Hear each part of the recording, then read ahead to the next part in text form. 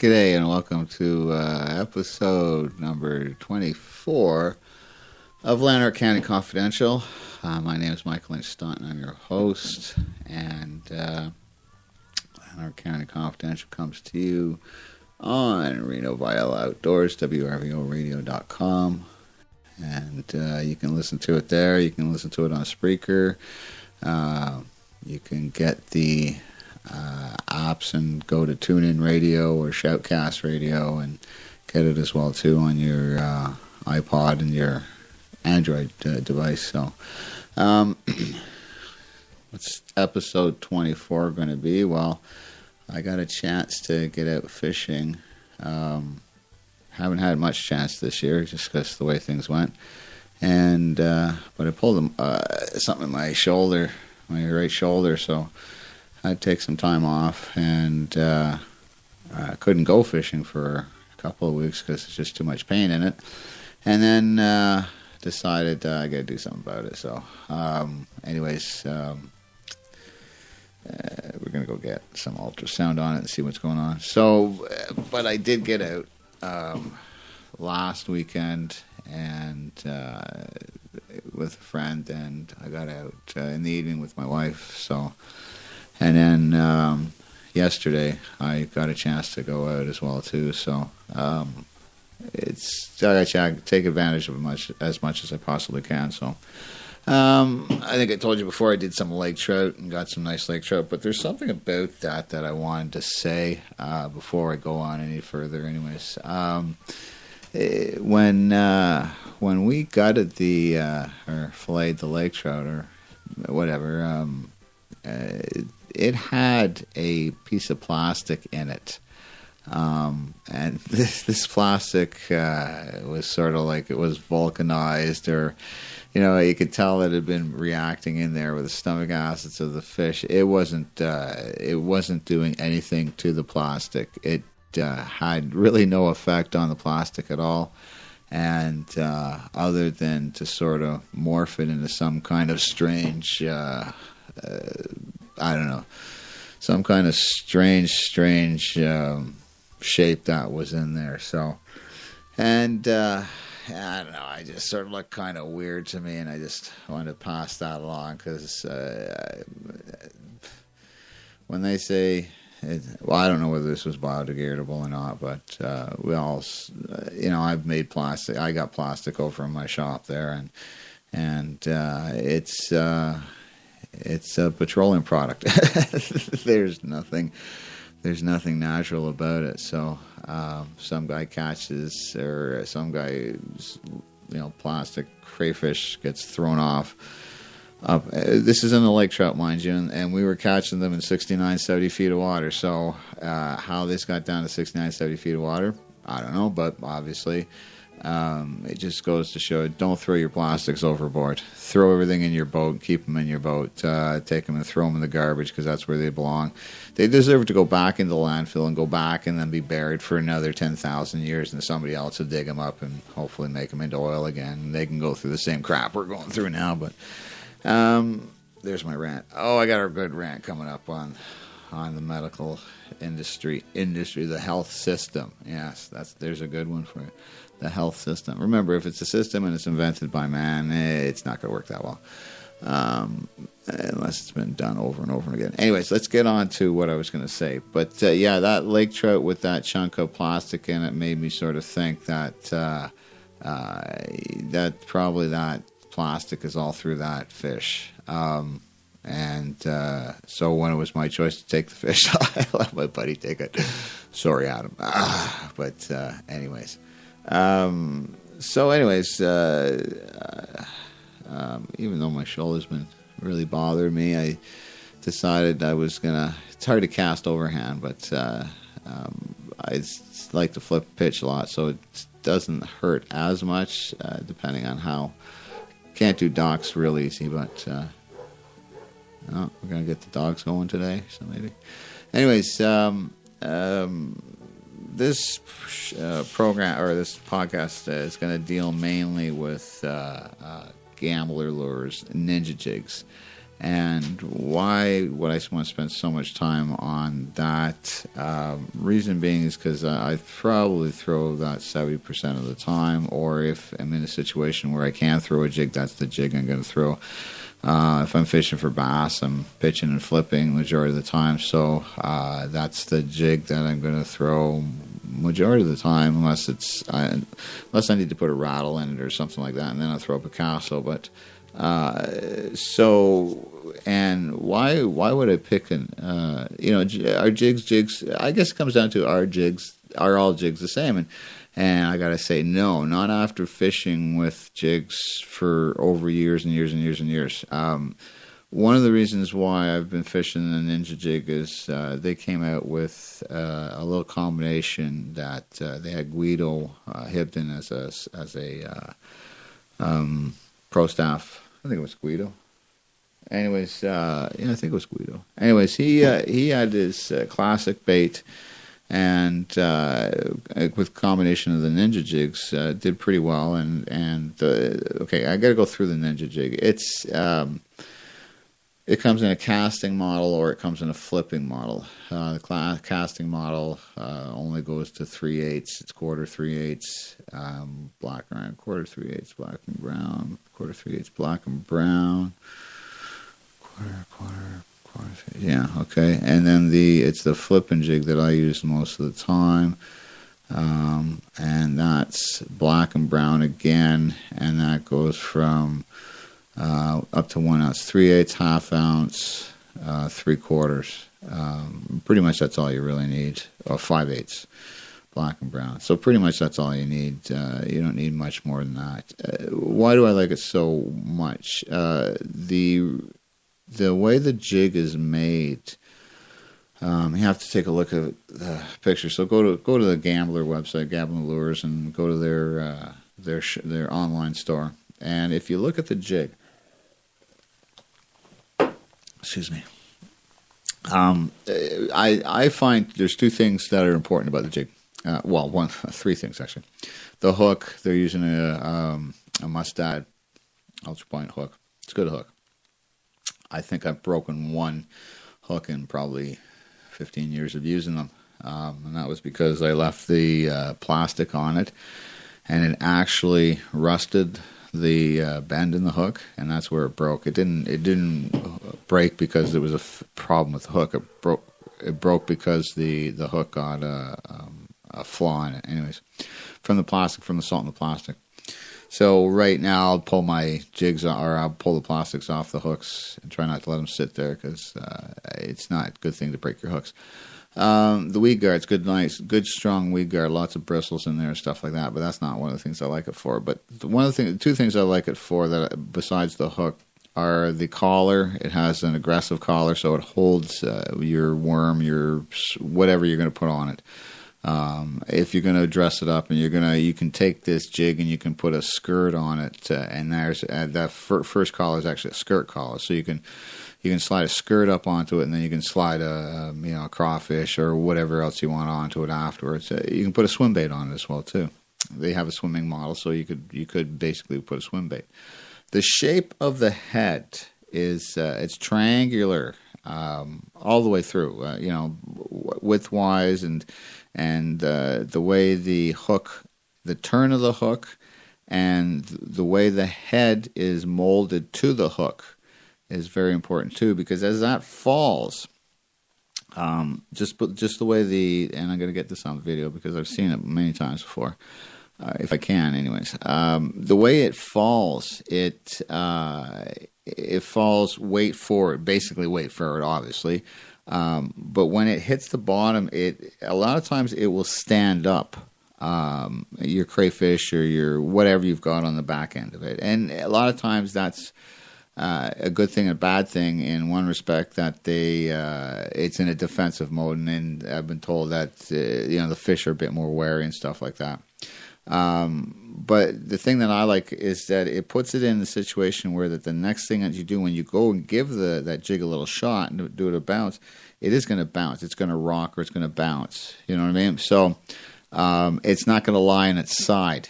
it's going to make a more natural presentation when it hits the bottom, is what I'm trying to get across to you. The collar, like I said, it's a big aggressive collar. It's going to hold your worm or your whatever you're putting on it well. So that in itself lends to the jig. 3/4 to 1 ounce. 1 ounce, you want to punch some mat. It's and this is, you can almost look at it as a finesse as well too, because if you put a skirt on it and say a crawfish or something narrow and you want to punch mat, you're going to get through the mat a lot easier. Because what's going to happen is there's going to be less resistance to it going through the mat. So that in itself lends itself to the style of fishing. It's such a versatile jig that okay, I'm going to tell you why it's basically a versatile jig. The other day I was out with my wife, and I've been hitting Mississippi a lot lately, only because it's close and it's easy. I can just idle out there and throw the trolling motor on and tool around for an hour or so on the trolling motor and stuff like that. So out in the big lake and hitting some of the humps and stuff. And what's happening is the fish are on the humps. They're in the weeds. A lot of jigs will get hung up in the weeds. They'll carry an excess amount of weeds. The way the Ninja jig is, the way that its head is designed, it first of all, it'll penetrate the weeds if you're using a heavy enough jig.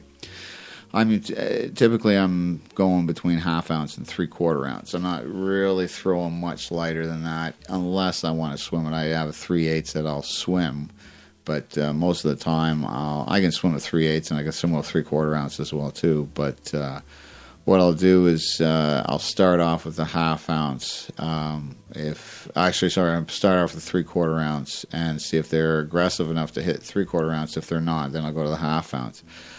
If I find that they're still not aggressive enough hitting the 1/2 ounce, then what I'll do is I'll go to the 3/8 ounce and I'll start swimming it more. Or I also have a gambler swim jig that I'm using now as well too, and with a twin tail on that, and I'm swimming that a lot just to get some of the more aggressive fish that are up, that are typically you're not going to get from flipping, because they're not going to nail the jig as it's going. Well, they may nail the jig as it's going by, but a lot of times they'll miss it. So that's what I was saying the other day is a lot of swipes at it, but nobody was hitting it. So, when I was out with my wife, I got her. She likes to throw Senko, so I got her to throw Senko first, and she wasn't getting much off of that. So I put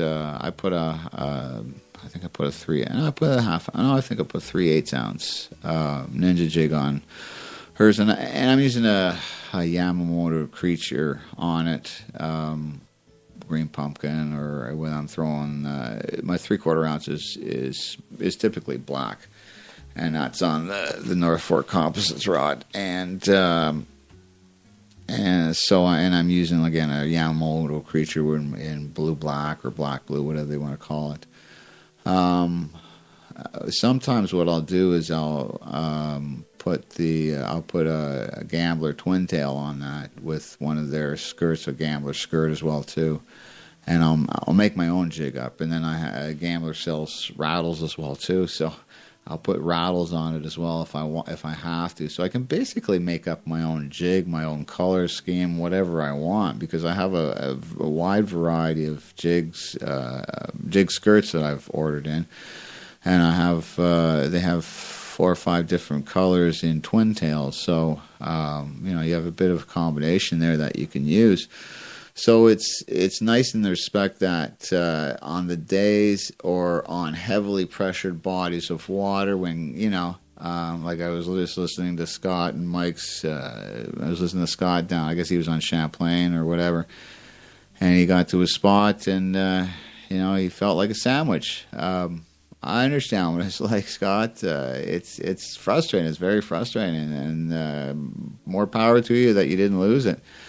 But in that respect, in that case, I think you have to have something that's a bit different. And if you can get away from this packaged stuff that everybody's buying and create your own, I think you're going to be a bit more ahead of the game at that point. I don't see anybody out there throwing the combination that I throw. And I've been in situations, well, yesterday when I was watching other guys fishing, I didn't see them catching much. And I had a good day yesterday. I don't know why it was, but I thought today was going to be much better. Yesterday was a northeast wind. Go figure.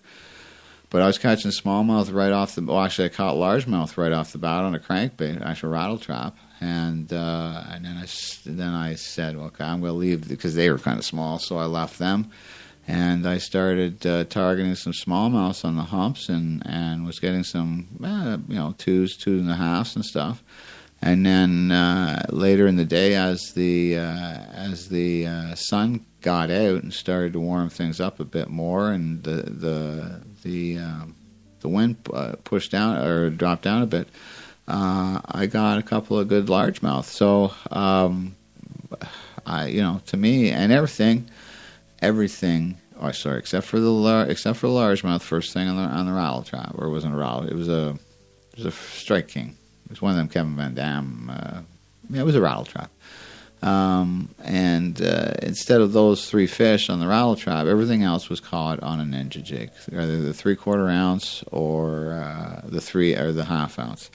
One thing that I did notice about the day was that at one point in time I was swimming the jig a lot because they had a tendency to swipe at it at one point. So I thought they're up and they're a bit more aggressive. So and I was looking for smallies more than largemouth in the air because there was more scattered weeds and stuff. So largemouth have a tendency to be more in the thicker weeds and stuff rather than sitting out in the sparse stuff.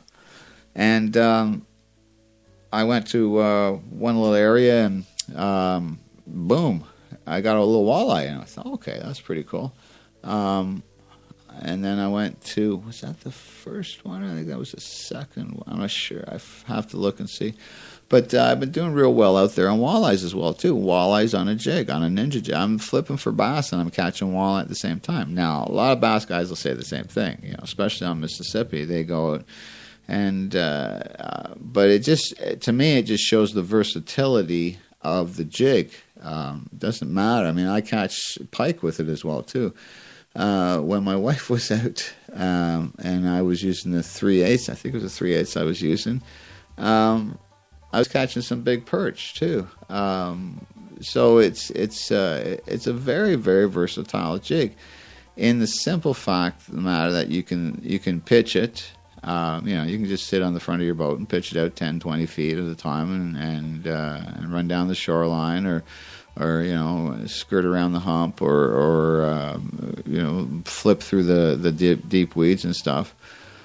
Well, not with a 3/8 ounce, but or you can swim it, and that's what, like I said, that's what I was doing. I was throwing it into the weeds, and then I'd swim it through the weeds until I hit a weed, and then I just sort of put some tension on it and pop it off, or at times I'd throw it out and I'd count it down. Like we were only in 8 feet of water, so we just throw it out and count it down, or let it hit the bottom, get some slack into your line, and drag it along till you hit the base of the weeds. And then sometimes I just wiggle it through there, and then just sort of slowly swim it, at varying heights. And I found that the walleye were more sitting on the bottom, and I missed a ton of walleye. I know I missed a ton of walleye after some of the bites that I got, and when they came up, I saw what they were. So anyways, yesterday it was as I was going through the day and as the sun was coming up, I noticed that it was sort of turning off a bit, and so I changed the color of the creature that I was using on my 1/2 ounce jig, and it was almost instantaneous that they started hitting it, and that's what was different. It was just a small change, this subtle change in the color that did it. So then I thought, okay, well, if that much of a change in color does it, let's see if they're starting to be a bit more aggressive now. And so that's when I picked up the 3/4 ounce one and started looking for largemouth, and did well on that because I popped about a 4, and then actually in one little hump I got 3 largemouth all within about 10-15 minutes, I guess it was. And it's all on video, so I'm just going through and doing some editing now and see if I can get this out. It's a lot of work doing video editing, especially if you don't know what you're doing. So, but anyways, we'll see what happens. And it's like I said, it just, to me, it lends itself to the versatility of that one jig of how at one point in time during the day they're hitting it as it's falling. At another point of the day, they're hitting it as you're swimming it, and then go back to the afternoon, and again they're hitting it on the fall rather than hitting it horizontal. So they're hitting it at a vertical presentation rather than hitting it on a horizontal presentation.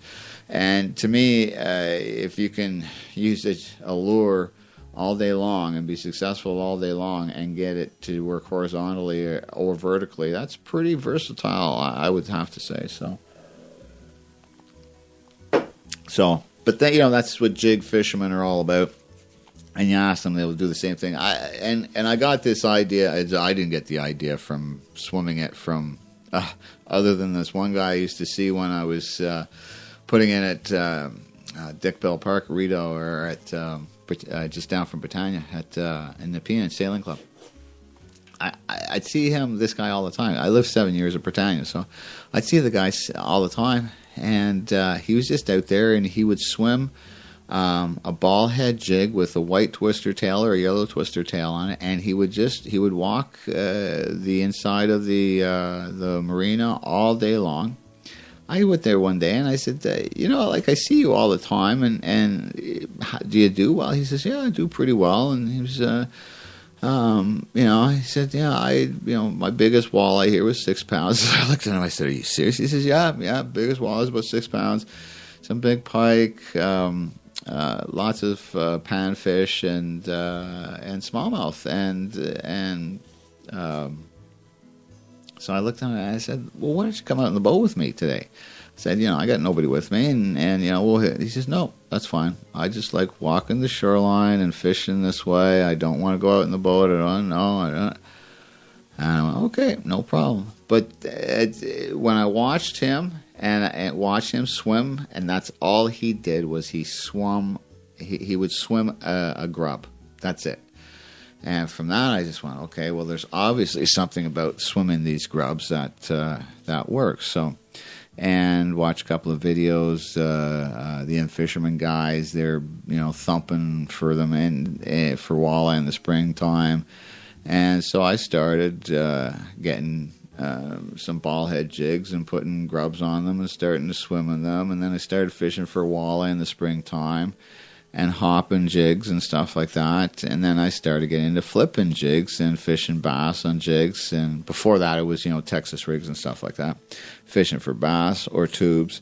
And then I really started to pick up into, because I went fishing with a very experienced angler one day.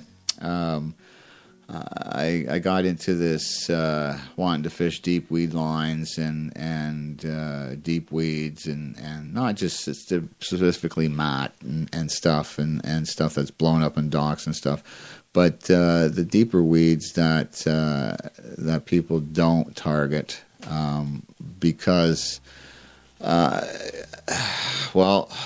fishing with this guy, when you nail 3 fish back to back to back. It sort of just tells me at that point, I don't think I've ever gone down a shoreline. I've gone to a couple of docks and caught a couple of 2 or 3 fish off a dock. Now, that was once. But I can tell you there's more than enough times that I've gone to a couple of weed beds, a couple of weed points, and caught multiple fish. One day, and this is going to sound like I'm just bragging, I guess, or something like that, but on Big Rito in the morning, I caught 11 off this one weed bed. Now these weren't all tournament fish, but it just told me that many fish were in that weed bed. I got 11 in the morning, and in the afternoon they came back, and I got 8 more. I got one little weed bed on the Rito River one day, 13 fish out of this one little weed bed. So, it happens, but it doesn't happen a lot, and it's got to be on the days when they're all hunkered down in there and deciding that, they're going to sit shoulder to shoulder and they're not going to move for a while. So, but it happens. I don't see it on docks as much as I see it in deeper weeds or off of points or, something, specifically in deeper water. So I think it'd be pretty much easy to see unless you're in super, super stained water, 4 or 5 fish sitting up underneath a dock. But anyhow, so that's one of the reasons why I like the fish at Jig. I love the anticipation of the jig going down and you waiting to, if something hits it on the fall sometimes, or you throw it into a big chunk of weeds and I think the dogs found me. No, not yet. So you're fishing a big clump of weeds. Say you're on, like Dog and Cranberry. There's weed beds all over the place, just scattered all over the area in like 8 foot of water. But yesterday I was on this one hump, and I already caught a smallmouth off of it, and I was actually looking for walleye on it and the deeper side of it. So I went all around the outside of it in about 10, 12 foot of water. Didn't get anything, a couple little bluegill hits and stuff like that. And then I once I went around it, then I was just going to go across the top of it, back and forth across the top of it, and see what I got. And so I was going across the top, and I'm noticing the top on the top of the hump, there's some thicker weeds as opposed to some thinner weeds. And so this one little clump of weeds was right sort of on the edge of it, but it dropped off like within 2 or 3 feet into 10 feet of water, 15 feet of water. So there's their escape route, their real quick escape route. So I flipped into that little patch. I felt yum, yum, yum, what I call the yum, yum, yum. Whenever I feel that yum, yum, yum, I can feel him biting on it, and to me, that's my indication that there's more fish in that little weed bed. So I set the hook on this guy, and I pulled in maybe a 2-pound fish and about 4 pounds of weeds. So I thought I had a good fish, and I couldn't move him. So then I just North Fork Composites. You gotta love Gary Loomis the way he makes rods. Anyways, just ripped up all the weeds and everything, and pulled him in. And let him go. Well, I thought just by the way he hit, there's got to be another one there. But with the wind blowing and everything happening, you sort of lose your bearings a bit, and you look back and you go, well, was it there? Was it there? Thankfully, there's a whole bunch of weeds that were floating around. So I looked and I saw where the weeds were floating around. So it took me a couple of minutes to get just exactly where I thought it was. Threw back into it. Thunk. It hit the bottom, with just a little jig, and then thunk. And that's where I felt a nice solid bite on that one. And that ended up being about 4 pounds, I'd say.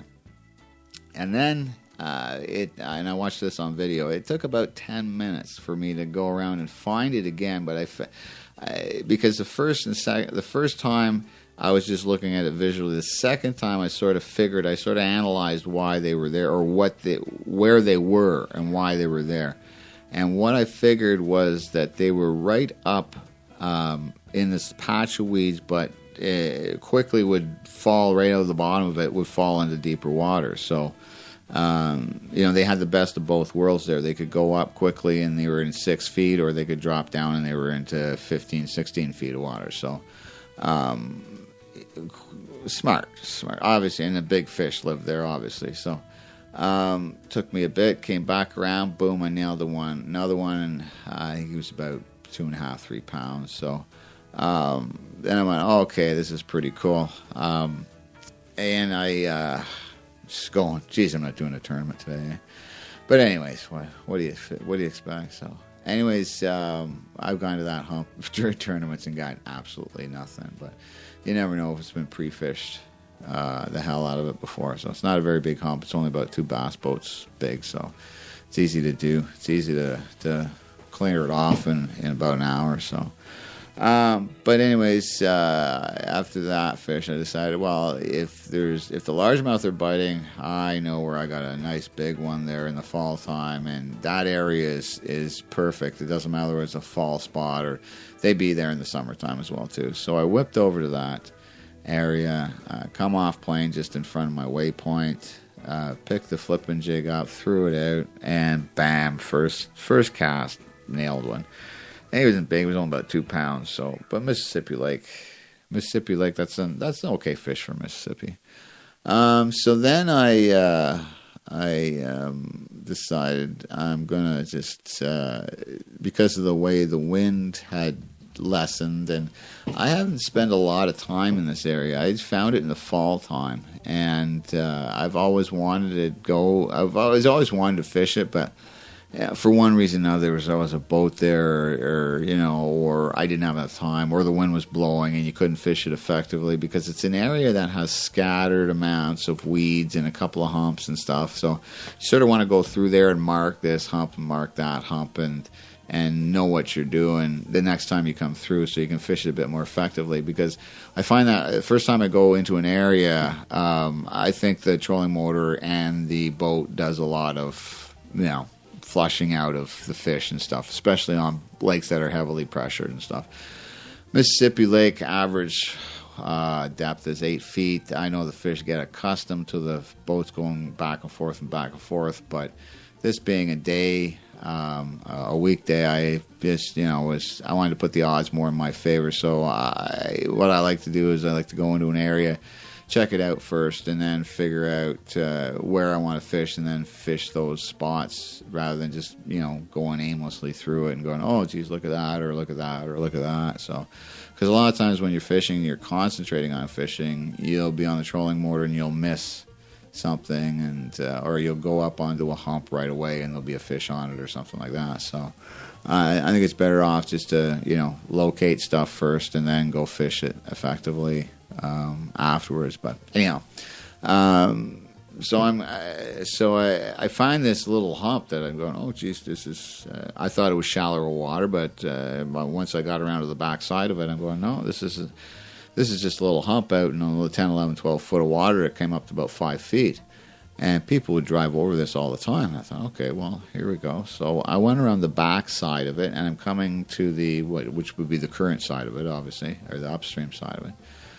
Because you got to understand, too, that even though where I was fishing, even though Mississippi is a lake, it's still a river. And in some areas, you have to fish it as a river rather than fishing it as a lake. Because the fish are set up with the knowledge that we have current, and our current means that there's a conveyor belt which is water flowing through rather than just the wind blowing type thing. So, and where I was fishing, it's you could consider it a bottleneck, but there's a lot of area there. I mean, it's not like it's 10 feet wide or something like that. It's about a half a mile wide, but underwater, I consider what I can consider a bottleneck. Anyways, so I caught that one bass first, and I'm going around the back end side of this hump once I discovered it was a hump. And knowing that there should be a good fish in this area because I've caught one before. And throw the jig in, and getting caught in the weeds, and then, what was that? Boom. Ends up being about probably a 4, maybe 5 pound walleye. So, it just goes to show you that Ninja jigs will catch anything. Be it walleye, pike, I've got muskie on them, smallmouth, largemouth, perch. I don't think I've got crappie on them yet, but anyhow, I've got a lot of fish on them, and because of that reason, I throw them majority of the time. and it's all based, a lot of it, on confidence. But once you throw something that amount of time and you catch the amount of fish that it has caught for me, then you have a lot of confidence. And then, I've taken friends out, and I had a buddy out, and we were pre-fishing for his tournament, and all I was throwing was a Ninja jig, and the smallies were all over it that day. Took my wife out, same thing, I was throwing a Ninja jig. When I throw jigs, it's like I said, it's a combination of the two jigs. It's either Picasso or Ninja. I've won tournaments throwing just jigs. It's quite the. Now I gotta say this: I do cast probably. I don't know. Maybe probably. Well, flip it out, come back in, probably 5 or 6 times in a minute. So when you're, as opposed to a crankbait, you can throw a crankbait out, it might take you 30 seconds to get it in. So you're only going to cast twice in a minute. With flipping a jig or throwing a jig, even swimming a jig, because I'm only swimming at 20, 30 feet out in front of the boat at the most, maybe 50 at the most. So at that point, you're throwing the jig a lot, and you're covering a lot of water as well too. And then I like to take, if I'm fishing a hump, I like to do it as a grid type thing. GPS is wonderful.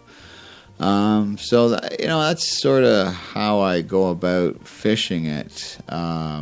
Fish it on any level, underneath the surface, swimming it horizontally, or just flipping it out and letting it go down vertically. And then depending on how the fish are acting, that's whether you're throwing 3/4 ounce or you're throwing 3/8 ounce. It sort of lends itself to a style of fishing that...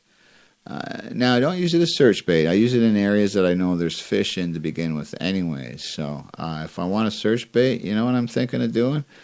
I'm thinking of putting one of the big easies on it. And I'm also thinking of getting some of the little easies and the easy swimmers and putting them on it and going for walleye as well too, because I know that's going to be a killer bait for walleye. So we'll wait for that in the next report. But anyways, my time today is done.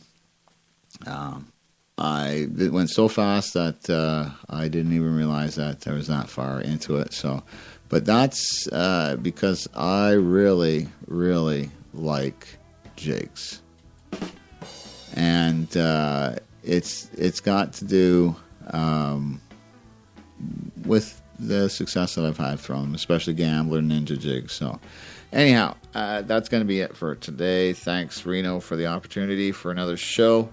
Podcast. Thanks for listening, guys. Hope you come back next week. I know you're going to come back next week. I got a couple of good ones coming up. The next one's going to be about tournament fishing. The highs and lows of it. The pros and cons of it. Is it good? Is it bad? One thing to do if you're ever going to throw the easies, the big easier, make sure you get the does it hook. It makes a big, big difference. So anyways, got to go. Talk to you later next week. Bye, y'all.